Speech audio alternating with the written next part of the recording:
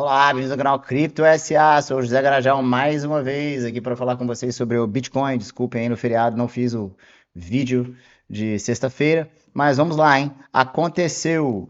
O Bitcoin rompeu aqui essas duas linhas, rompeu as duas linhas de tendência de baixa. Claro que há outras linhas que eu já desenhei também para vocês em outros gráficos aqui, ó, da Bitstamp.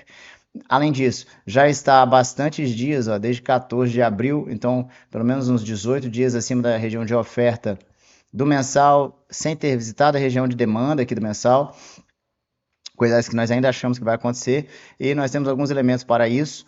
Quais são eles? Primeiramente, né, essa divergência de baixa aqui, eu vejo que não tem, que temos aqui ó, topos descendentes até segunda ordem, não tocou aqui ainda, ou pelo menos alinhados diante de topos ascendentes na ação de preço para o Bitcoin. Esse é o primeiro ponto relevante aqui para levarmos em conta. O segundo ponto é o seguinte: se nós viermos neste gráfico aqui, ó, apesar de estarmos acima da Bull Market Support Band, veja que em um canal ascendente, tá, o Bitcoin está agora atingindo um movimento de resistência, tá? E veja que isso já aconteceu em outras situações, tá? O Bitcoin já rompeu o Bull Market Support Band pelo menos uma vez antes de retomar o movimento de baixa por diversas semanas. Isso não aconteceu apenas uma vez, tá? O Bitcoin também aqui neste movimento de baixa visitou a Bull Market Support Band algumas vezes, ó, primeiro movimento de queda e o segundo, depois do segundo, teve um movimento de alta expressivo, ficou até alguns candles acima do semanal aqui acima da Bull Market Support Band antes de perpetuar o seu movimento de baixa, tá? Então, isso não é um absurdo, tá? Se tirarmos daqui a Bull Market Support Band, o que que nós vemos? Nós vemos no tempo gráfico diário, tá? O Bitcoin chegando aí à região de tocar aqui a aresta superior deste canal de alta. Canais de alta tendem a romper para baixo, tá? E aqui nós estamos vendo aqui mais uma vez com um pouco mais de clareza a divergência de baixa e temos aqui também, ó, caso desenhemos aqui dessa maneira, uma cunha descendente, tá? Uma cunha ascendente, perdão, tá? Dá para desenhar assim também, ó, uma cunha ascendente, tá? Aqui fica mais um canal, né?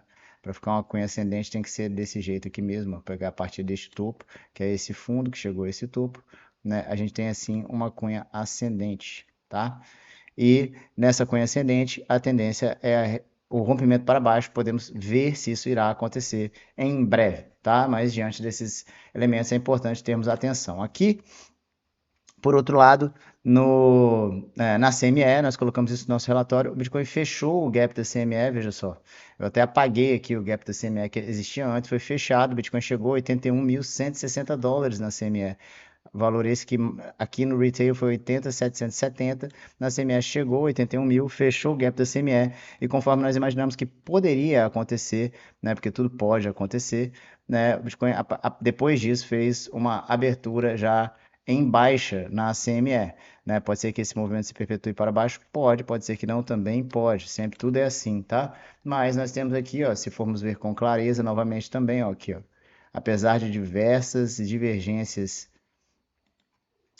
de alta aqui nesse mesmo momento, né, em uma tendência de alta, há uma divergência de baixa significativa, né, com esses topos ascendentes e alguns desvios, né, alguns desvios significativos, topos ascendentes, e aqui topos descendentes, ou pelo menos alinhados também com alguns desses desvios todos aqui manifestos, né, esses desvios manifestos aqui na no RSI na ação de preço, tá bom? E aqui na CME também dá para ver com bastante clareza, tá? Mesmo nós termos tido chegado aqui nos 81 mil dólares, conforme eu disse, ainda há uma divergência de baixa oculta, né? Porque aqui nós temos, ó, claros topos ascendentes, veja só, topos ascendentes, e aqui topos claramente também descendentes na ação de preço, beleza? Então, o Bitcoin aqui, neste momento, prestes a, assim, dentro de um movimento de decisão, aqui, ó, a região de manutenção de alta. Opa, manutenção de... Ixi, o que houve aqui, gente? Ctrl Z, Ctrl Z, Ctrl Z, sumiu tudo. Automático, beleza. O Bitcoin no movimento de decisão aqui, tá? De modo que podemos ver, né, talvez, né, algo nos próximos dias, né? Afinal de contas, essa rejeição diante de tudo que estamos vendo, principalmente aqui, ó, DXY, divergência de alta, rompimento dessa cunha descendente do RSI, tomada de suporte numa linha secular de alta, ao mesmo tempo que essa divergência de alta também foi uma tomada de suporte. Já estamos vendo o Bitcoin nesse movimento dos últimos 2 dias, fazendo um movimento de alta em contraponto à alta do dólar paralela, né? O que geralmente não acontece. Quando o dólar sobe, o Bitcoin cai, e equities também.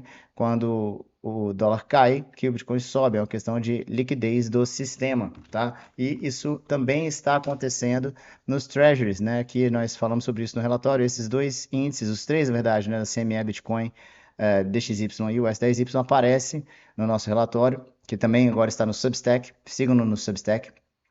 Aqui fazendo um topo duplo, mas mostrando que em relação aos juros longos está havendo aí um movimento de dúvida, né? Dessa forma, o que aqui nós vemos é uma maior aqui, ó, na verdade, esse patamar, inclusive, é importante saber, né, que este patamar dos juros de 10 anos, ele não era atingido aqui basicamente desde julho do ano passado, né? Isso é bastante importante vermos, levarmos em conta também. Tá? E por fim, aqui dando uma olhada no petróleo, que se mantém em patamares elevadíssimos, tá?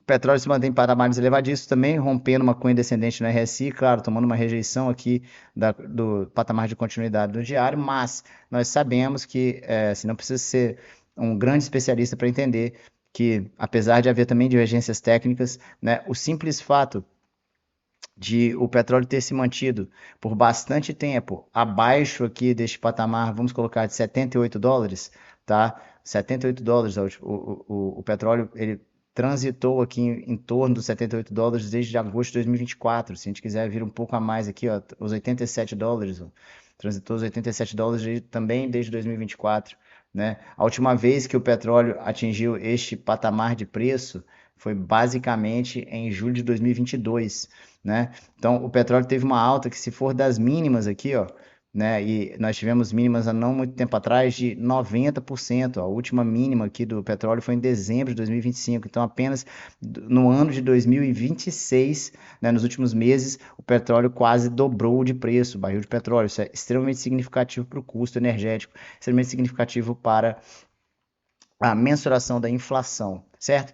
Então, diante disso, nós vemos aqui o Bitcoin já abaixo dos $80 mil novamente, tá? E eu acho que é importante, espero que vocês entendam que isso aqui não é aconselhamento financeiro, eu estou apenas dando as minhas impressões sobre o mercado, sobre como as coisas estão funcionando, né? Para maiores detalhes a respeito da nossa opinião política, nossa opinião em relação à geopolítica e economia, visitem o nosso Substack, os links estão aí embaixo, tanto em português como em inglês, há artigos publicados diariamente, né? Estamos também agora no Blue Sky, além do X e do Threads, onde temos discussões mais abertas sobre diversos assuntos, não só apenas criptomoedas e afins, né?